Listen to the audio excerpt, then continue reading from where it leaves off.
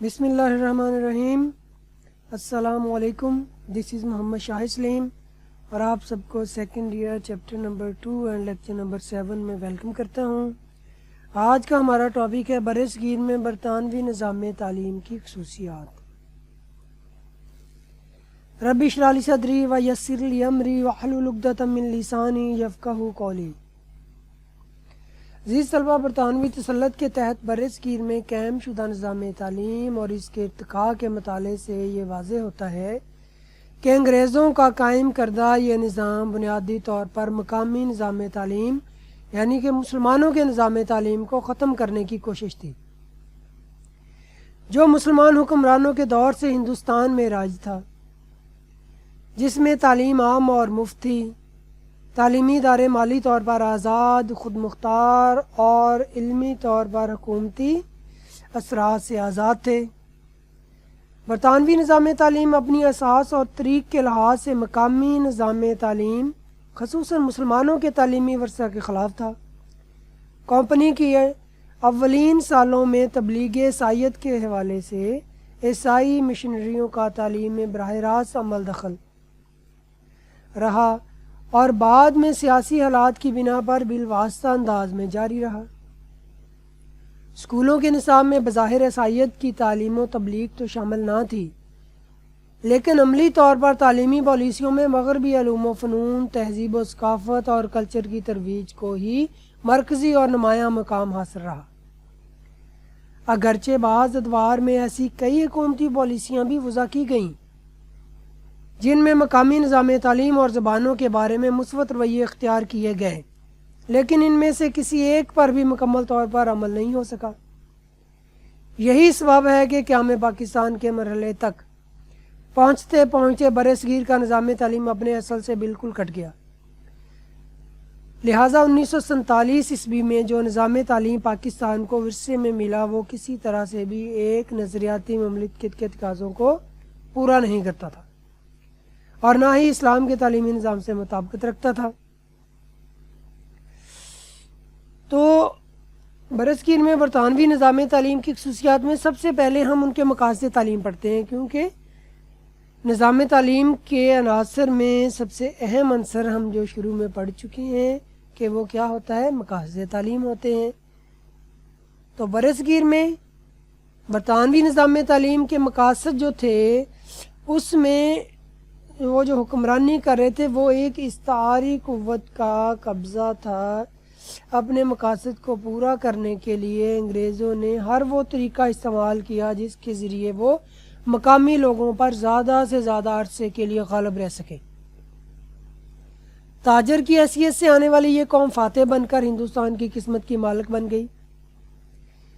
برطانوی حکومت نے اپنے عزائم کی تکمیل کے لیے محکوم ہندوستانیوں کو ایسے نظام تعلیم سے روشناس کروایا جس نے ان کو غلامی میں ایسا پختہ کار بنا دیا کہ آزادی حاصل کر لینے کے بعد بھی برصغیر کے لوگ انگریز کی ذہنی غلامی سے چھٹکارا نہیں پا سکے، اور وہ جو ذہنی غلامی ہے وہ آج بھی قائم ہے۔ پاکستان کے لوگوں میں بھی، ہندوستان کے لوگوں میں بھی، بنگلہ دیش میں بھی اور ہمارے ہر نظام میں بھی یہ ساری کی ساری جو ذہنی غلامی نظر آتی ہے، جھلکتی ہے۔ یہاں پہ ہم تعلیمی نظام کے بارے میں ڈیٹیل سے پڑھیں گے تو اس میں آپ کو نظر آئے گا کہ تمام کا تمام سسٹم آف ایجوکیشن آج بھی وہی ہے جو کہ برطانوی حکومت نے اس وقت لاگو کیا تھا۔ یہ سب اس نظام تعلیم ہی کے باعث ممکن ہوا جو انگریزوں نے برصغیر کے لوگوں کے لیے خاص طور پر شروع کیا۔ برصغیر کا یہ نظام تعلیم برطانیہ میں راج نظام تعلیم سے بالکل مختلف تھا۔ ظاہر ہے انگلستان میں جاری نظام تعلیم کا مقصد ایک آزاد قوم کی تشکیل، جبکہ برصغیر میں قائم نظام تعلیم کا مقصد محکوم قوم پیدا کرنا تھا، کیونکہ انگریزوں کو ہندوستان میں حکومتی کام چلانے کے لیے نچلے درجے کے اہلکاروں کی ضرورت تھی، جبکہ افسران برطانیہ ہی سے آتے تھے۔ اس نظام تعلیم کا اولین مقصد حکومت برطانیہ کے لیے وفادار ملازمین کی فراہمی تھا، لیکن اس کا دوسرا اہم مقصد ہندوستان میں عیسائیت کی تبلیغ تھا، جس کے لیے خاص طور پر نچلی ذات کے ہندوؤں کو ہدف بنایا گیا۔ تو مقاصد تعلیم کے بعد جو سب سے اہم ہے وہ نصاب تعلیم ہے۔ تو مقاصد تعلیم میں ہم نے دیکھ لیا کہ انگریزوں کے نظام تعلیم میں ان کا ایک مقصد یہی تھا کہ یہاں پہ ذہنی غلام بنا دیا جائے، کیونکہ انہیں پتہ تھا کہ جغرافیائی یا علاقے کی جو فتح ہوتی ہے، جو غلامی ہوتی ہے، وہ کسی نہ کسی وقت ختم ہو جاتی ہے، لیکن ذہنی غلامی ختم نہیں ہوتی، نسلوں تک اور صدیوں تک چلتی ہے، جو کہ اب تک بھی چل رہی ہے۔ اور ان کا دوسرا جو اہم مقصد تھا وہ یہی تھا کہ ان کو اپنا جو حکومت کا کاروبار اور فیکٹریز کا کاروبار چلانے کے لیے نچلے درجے کے ملازمین کی، لیبرز کی، مزدوروں کی ضرورت تھی، تو مخلص قسم کے ملازمین اور نچلے درجے کے جو لوگ تھے، ملازم تھے، وہ چاہیے تھے۔ تو اس کے لیے بھی ایک خاص مقصد تھا، اور اس کو حاصل کرنے کے لیے انہوں نے نظام تعلیم میں انگریزی کو بھی شامل کیا، اور بھی بہت سے جو اقدامات کیے ہیں وہ ہم آگے پڑھنے جا رہے ہیں۔ تو اب ہم نصاب تعلیم کی طرف جاتے ہیں۔ تو اپنے یہ جو ابھی ہم نے مقاصد دیکھے ہیں کہ ذہنی غلام بنانا برصغیر کے لوگوں کو، پہلا مقصد۔ دوسرا مقصد کاروبار کے لیے نچلے درجے کے ملازمین اور مزدور تیار کرنا، اور آخری اور تیسرا مقصد جو تھا ان کا مین، وہ یہ تھا کہ برصغیر کے اندر عیسائیت کی تبلیغ کرنا اور عیسائیت کو فروغ دینا۔ اور بھی بہت سے چھوٹے چھوٹے مقاصد تھے، لیکن یہ تین مین اور بڑے مقاصد تھے۔ تو اپنے مقاصد کے حصول کے لیے ضروری تھا کہ انگریز برصغیر کے مقامی تعلیمی نظام کو غیر مؤثر بناتے، لہٰذا انہوں نے ملازمتوں کو حکومت کے منظور کردہ ان تعلیمی اداروں کے فارغ التحصیل افراد کے لیے مخصوص کر دیا، جن کا نصاب حکومت کی طرف سے متعین تھا، جس میں انگریزی زبان و ادب اور مغربی علوم و فنون شامل تھے۔ ان میں زیادہ تر مشنری ادارے تھے جو عام طور پر گرجا سے متصل ہوتے تھے۔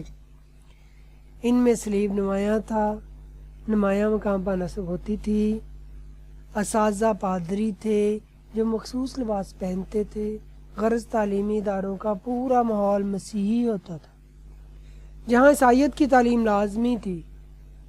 تعلیم میں سیکولر پالیسی سے مراد یہ تھی کہ عیسائیت کے سوا کسی بھی دوسرے مذہب کو نظام تعلیم میں کوئی دخل نہیں تھا، اور عیسائیت کو وہ سائنسی علوم سے اور معاشرتی زندگی سے اور دنیاوی علوم سے الگ کرتے تھے، یعنی کہ دین اور دنیا دو الگ الگ خانوں میں تقسیم تھی۔ تو اس طرح سے انہوں نے نظام تعلیم کو اس طرح سے تبدیل کر دیا اور لوگوں کو مجبور کر دیا کہ وہ انہی اداروں میں تعلیم حاصل کریں کہ جن میں ذریعہ تعلیم انگریزی ہو، اور وہ گورنمنٹ کے ادارے ہوں اور مشنری ادارے ہوں، اور عیسائیت کی تعلیم جس میں لازمی ہو، جس سے وہ اپنے اوپر والے تینوں بڑے مقاصد کو حاصل کرنے میں کامیاب ہو سکے۔ دوسرا ہے کہ انہوں نے انگریزی زبان کو کس طرح سے پھیلایا اور اس کی اشاعت کی۔ تو برطانوی نظام تعلیم کے تحت ہندوستان کے تعلیمی اداروں کے نصاب میں انگریزی زبان و ادب کی تدریس کو سب سے زیادہ اہمیت دی جاتی تھی۔ انگریزی کو تیسری جماعت سے بی اے تک لازمی زبان کی حیثیت حاصل تھی، اور اب نرسری سے لے کر آگے تک جو ہے ہائر ایجوکیشن تک جو ہے وہ لازمی ہے۔ سب سے زیادہ وقت انگریزی کی تدریس کے لیے مختص تھا۔ انگریزی کے استاد کو سب سے زیادہ پروقار مقام حاصل تھا۔ ملازمتیں بھی صرف انگریزی جاننے والے کو ہی ملتی تھیں۔ یوں بچوں کی پوری تعلیمی زندگی میں انگریزی ذہنوں پر مسلط رہتی تھی۔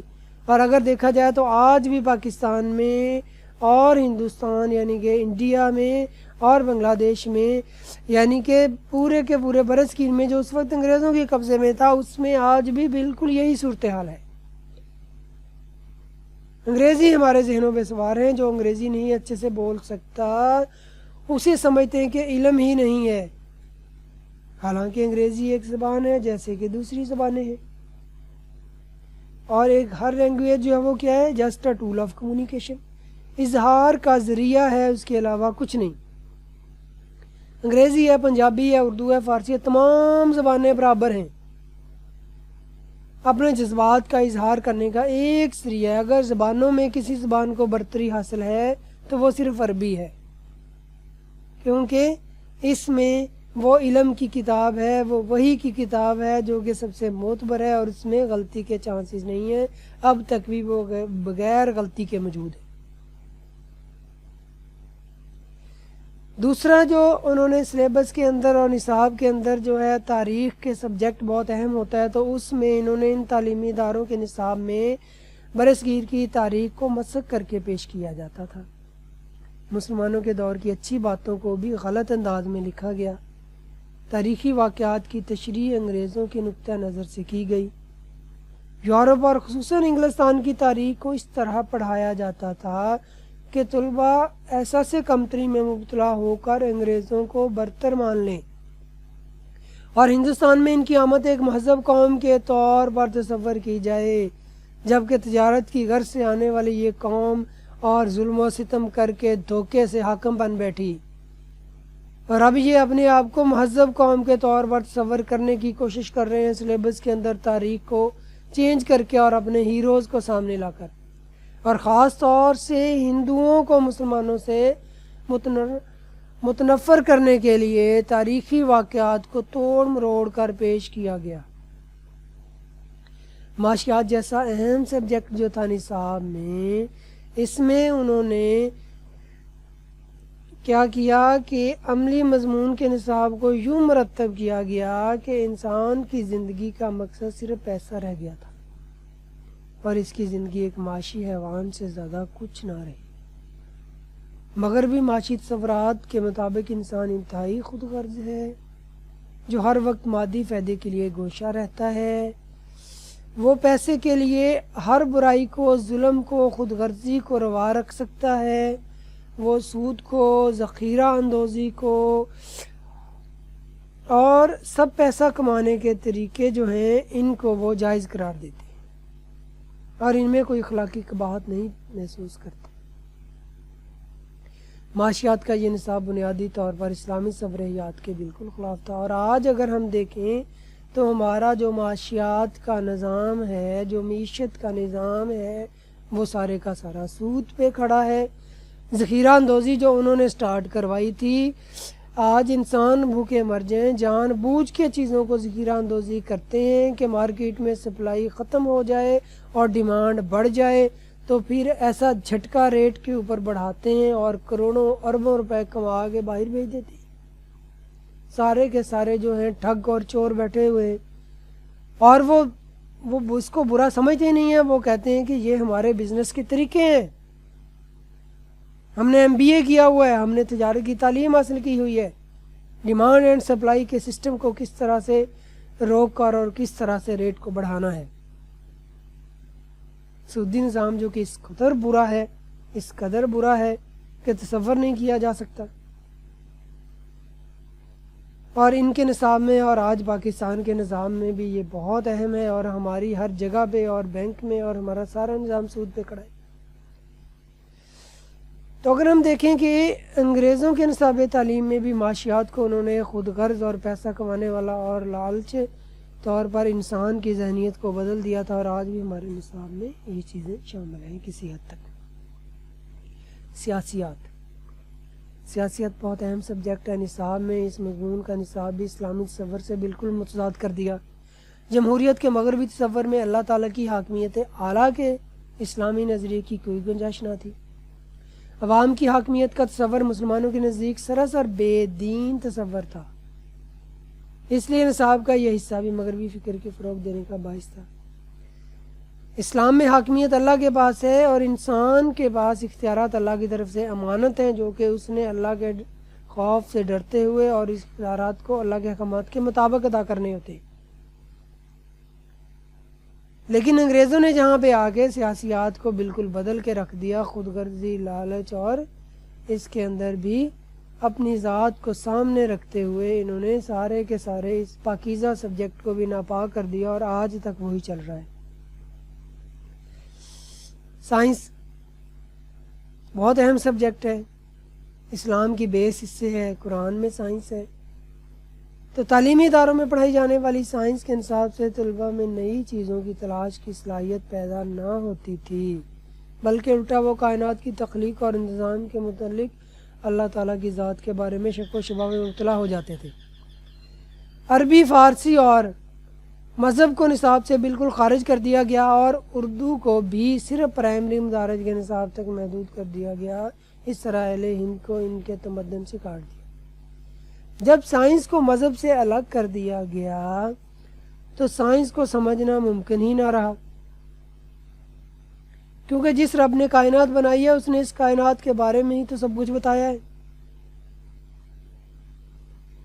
اور تحقیقی صلاحیتوں کو اور ریسرچ کو یہاں سے بالکل ختم کر دیا گیا۔ صرف رٹا تھا اور جاب حاصل کرنا تھا۔ سائنس کا سبجیکٹ جیسا کہ برطانیہ میں پڑھایا جاتا تھا اس سے بالکل الگ کر دیا، اور آج بھی وطن عزیز میں سائنس سبجیکٹ کو اسی طرح سے پڑھایا جا رہا ہے، جس کے اندر رٹا ہے، نمبر حاصل کرنے ہیں، عملی کام نہیں ہے، پریکٹیکل نہیں ہے۔ اور جو بہت ماڈرن اداروں میں پڑھتے ہیں تو وہ بات کرتے ہیں کہ سائنس کا مذہب سے تعلق ہی نہیں ہے، حالانکہ سائنس کی بیس ہی مذہب ہے۔ وہ انگریزوں نے جو ایک بیج بویا یہاں پر، وہ چیز آج بھی مسلمانوں کے اور پاکستانیوں کے اور پوری برصغیر کے لوگوں کے دلوں میں بس رہی ہے۔ اگر ہم نظام تعلیم کی بات کریں تو انگریزوں کے ہندوستان پر قبضے سے قبل برصغیر میں مسلمانوں کا نظام تعلیم رائج تھا۔ یہاں پہ آ کے انہوں نے نظام تعلیم میں امتحانات کو بالکل بدل دیا، اور تعلیم کا جو مقصد تھا وہ تعمیر کردار تھا، اچھے انسان پیدا کرنا تھا۔ استاد جو اس نظام کا مرکزی کردار تھا نہایت اعلیٰ مقام رکھتا تھا، وہ ایک رول ماڈل کی حیثیت سے علم و کردار کا اعلیٰ نمونہ طلباء کے سامنے پیش کرتا تھا، اور طلباء کی علمی نشوونما کے ساتھ ساتھ ان کے کردار کی تربیت بھی کرتا تھا۔ لیکن انگریزوں نے استاد کو بھی ایک عام سرکاری ملازم بنا کے رکھ دیا، اسے اس اعتماد کا اہل بھی نہ سمجھا کہ اس کی رائے سے طالب علم کے اکتساب کا معیار مقرر کیا جاتا۔ اس کی بجائے انہوں نے تحریری امتحان کا ایک ایسا نظام رائج کیا کہ استاد کی کوئی حیثیت ہی نہ رہی، اور اس کو علم ہی نہیں ہوتا تھا کہ وہ کس طالب علم کے رویوں اور کردار کے بارے میں جائزہ پیش کر رہا ہے۔ پاکستان کے اندر اب بھی جو نظام ہے امتحانات کا، اس میں ٹیچر جو کہ پڑھا رہا ہے اسے نہ تو وہ پیپر بنا سکتا ہے، نہ وہ پیپر سیٹر ہے، نہ وہ ایگزام میں جا سکتا ہے، یعنی کہ تمام کی تمام خارجی جو تنظیمیں ہیں وہ امتحانات میں ہیں، اور وہی امتحان کے بعد جو ہے وہ جانچ پڑتال کر کے اسسمنٹ دیتی ہیں۔ ایویلیویشن کا پورا نظام ہے ہی نہیں، اور برطانیہ میں ایویلیویشن کا سسٹم ہی اور تھا برصغیر میں، اور آج بھی برصغیر کے جو بھی ممالک ہیں، خاص طور پہ پاکستان میں، وہاں پہ اسسمنٹ یا امتحانات کا طریقہ کار ہی اور ہے، اور برطانیہ میں وہ کمپلیٹ ایک ایویلیویشن ہوتی ہے۔ یہاں پہ ایویلیویشن ہے ہی نہیں، یہاں پہ صرف اسسمنٹ ہے۔ اسسمنٹ ایویلیویشن کا ایک حصہ ہے۔ تو پاس ہونے والوں کی درجہ بندی کو جو تھا اول درجے میں، سوم میں، دوم میں اور سوم میں تعین کر دیا گیا۔ رفتہ رفتہ امتحانوں میں بدعنوانی کا عمل دخل بھی شروع ہو گیا، بڑی خرابیاں پیدا ہو گئی۔ نصاب امتحان کے تابع کر دیا گیا۔ نصاب اور تدریس کا اصل مقصد صرف معلومات اور سفرات کو یاد کرنا نہیں، بلکہ ان کا اطلاق اور وحیوں کی تشکیل تھا، جس کو بدل دیا گیا۔ اور اس کا جانچ کا جو تھا، انگریزوں کا نظام امتحان کوئی انتظام ہی نہ تھا۔ اقدار کے تحفظ اور وحیوں کی تشکیل کو چونکہ امتحان کے نظام میں کوئی اہمیت حاصل نہ تھی، اس لیے عملی تدریس کے اعتبار سے یہ نظام باکردار، باعمل اور تربیت یافتہ افراد پیدا کرنے میں بالکل ناکام ہو گیا۔ تو عزیز طلبہ، آج ہم نے برطانوی نظام تعلیم میں انگریزوں کا نظام تعلیم تھا، اس کی خصوصیات پڑھی ہیں۔ امید کرتا ہوں کہ آپ کو اچھے سے سمجھ آ گیا ہوگا۔ اگر آپ کو اس لیکچر میں کوئی بھی مسئلہ پیش آئے تو آپ واٹس ایپ گروپ میں مجھ سے رابطہ کر سکتے ہیں۔ نیکسٹ لیکچر میں انشاءاللہ آپ اس سے ملاقات ہوگی۔ اب اجازت چاہتا ہوں۔ اللہ حافظ۔